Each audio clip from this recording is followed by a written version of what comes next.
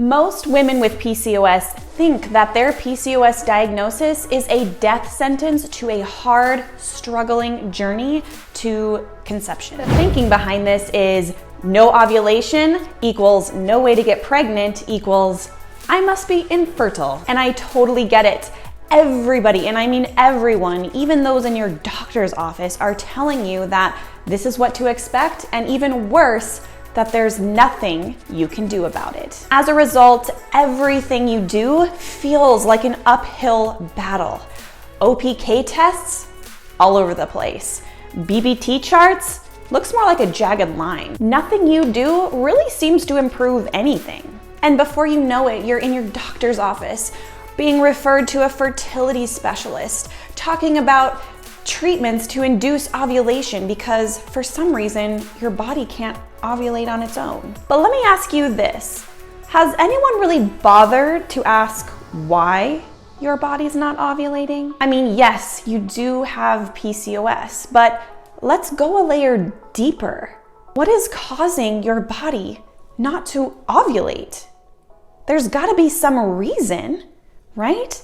It's not like you're missing any parts.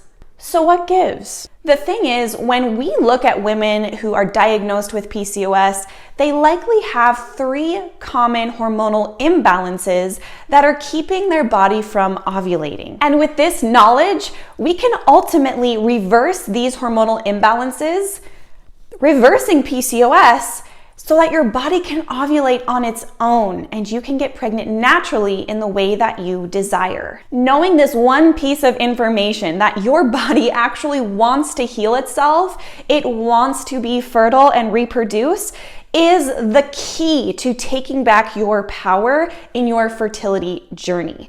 And we move from desperate to conceive, being a victim, really having no power in your journey, to instead becoming an empowered mama to be. So let's get started. Here are the 3 common hormonal imbalances in women with PCOS, and here's how we are going to reverse them. The first imbalance is high insulin or insulin resistance. Now, 80% of the women diagnosed with PCOS will have insulin resistance. Now, high insulin affects your fertility in 3 ways. High insulin suppresses FSH or follicle stimulating hormone, which means that the egg isn't developing to the proper size and ovulation does not occur. This is also what explains the cyst-like appearance of the ovaries of women with PCOS. High insulin also increases LH or luteinizing hormone. Now, the ratio between LH and FSH needs to be just right for the body to ovulate. So you can already see that LH is too high and FSH is too low. So we have a mismatched seesaw imbalance already happening in the hormones. Too much LH also suppresses progesterone, which is critical for a stable uterine lining and to really give the fertilized egg enough time to implant. Low progesterone can also cause early miscarriage. Many of us think that high insulin is a cause of laying around and eating sugar and junk food all day. And while this may be true, likely what I see when women with PCOS have insulin resistance, it's because of chronic yo-yo dieting. Just think about this. In an effort to be healthy or lose weight or be fit, we restrict calories, we restrict carbs, we just skip meals and restrict food in general. So in this effort to be healthy, what we're doing is depriving the body so much that we essentially have a rebound effect. And we all know what happens next, right? Those late night binges on cookies, peanut butter, ice cream. And what has happened is not only has your blood sugar gone on this roller coaster all day because you've skipped meals, you haven't had enough calories or carbohydrates, but now we're doing blood sugar roller coasters through the sugar cravings and the sugar binges and throughout the night. Blood sugars up and downs are actually causing chronically high insulin. Now, this can continue for weeks, months, For some of us, even decades. We've been dieting since we were teenagers. So this chronically elevated insulin will bring out a lot of those PCOS symptoms. Now, one way that we reverse the high insulin in women with PCOS is what we call the 4x4 rule. And this is actually the second pillar inside of our holistic fertility method, where we teach women how to eat balanced meals across the day to naturally reverse their insulin resistance. The second most common hormonal imbalance among women with PCOS is high DHEAS. About 50% of women diagnosed with PCOS will have high adrenal androgens. Now, what are adrenal androgens? So the adrenal glands, we know them mostly because they produce cortisol and adrenaline, but they also produce androgens. Androgens are male-like pattern hormones. You can think of testosterone as being one of the androgens. Now, what happens with women who have PCOS is that when we activate our adrenal glands, whether it's a perceived stress, being stuck in traffic, someone cuts us off, or it's something like insulin resistance internally inside our body that's causing our adrenal glands to activate because of the stress.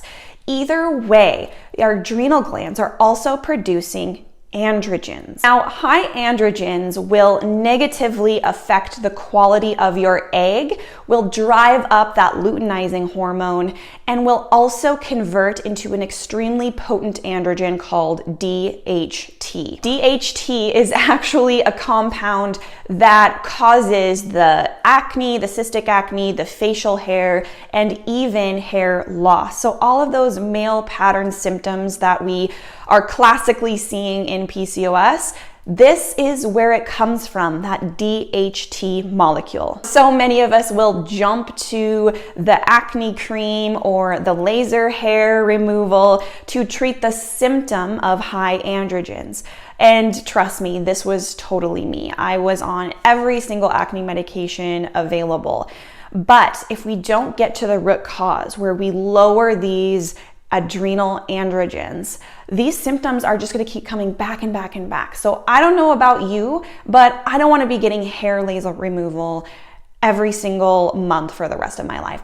I don't want to be spending $200 on acne medication every single month of my life. So this is the power of really getting to the root cause and healing your body, because then we stop getting caught up in band-aiding and playing whack-a-mole with all of the symptoms. But that's a discussion for another day. So how do we lower these excess androgens? Well, we need to get to the root cause, and we do this by reframing our stress response. And this is going to help so much, because the less stress that we perceive, the less signal our brain is going to send to our adrenal glands to pump out things like DHEAS and other androgens, and even cortisol too. So even if you think that, oh, I'm just a busy person, or I've always been this way, I'm not really that stressed, your brain might think otherwise, and really take a look into how you can not remove the external stressors from your world, but how can you perceive the external world differently, so that what causes you stress today won't cause you stress tomorrow. The third common hormonal imbalance seen in women with PCOS is hypothyroidism.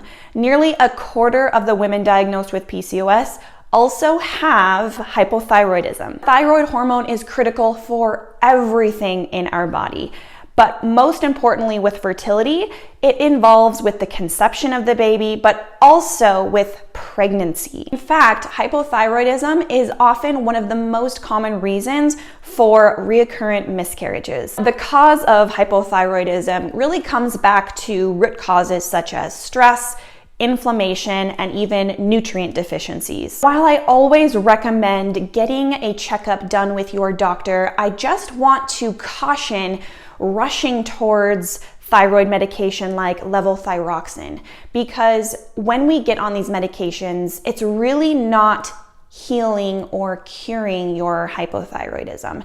In fact, it's leaving the root causes such as these nutrient deficiencies, inflammation, and out of control stress response, it's left to perpetuate under the surface. And we might think that we're feeling better because we're taking a thyroid hormone, but really our body is still sick and is still wanting our attention to change something in our nutrition and lifestyle. So instead, what we recommend is healing our relationship with food, getting off of that chronic yo-yo dieting roller coaster, come back to nourishing, fueling your body, balanced meals across the day, adding in thyroid healing foods, patching up those nutrient deficiencies, and really taming that inflammation in your body. And I know this sounds like a lot, but it's really very simple when you work through a step-by-step process, which is what we do inside of Holistic Fertility Method. So let me ask you, do you really want to keep thinking that having PCOS makes it impossible for you to get pregnant naturally? That there's nothing you can do about it? And as a result, signing up for a barrage of testing, going through with possibly unnecessary fertility treatments that are not only incredibly demanding on you, but also demanding on your baby? Or do you want to balance your hormones so that you can ovulate on your own consistently with effortless, symptomless periods so that you can be the healthiest version of you for you and for your future baby so that you can get pregnant naturally in the way that you desire? If that's you, be sure to enroll in our PCOS Fertility Breakthrough, where we teach you the very first step to balancing your hormones with PCOS so that you can go on and get pregnant naturally. I'll see you in there.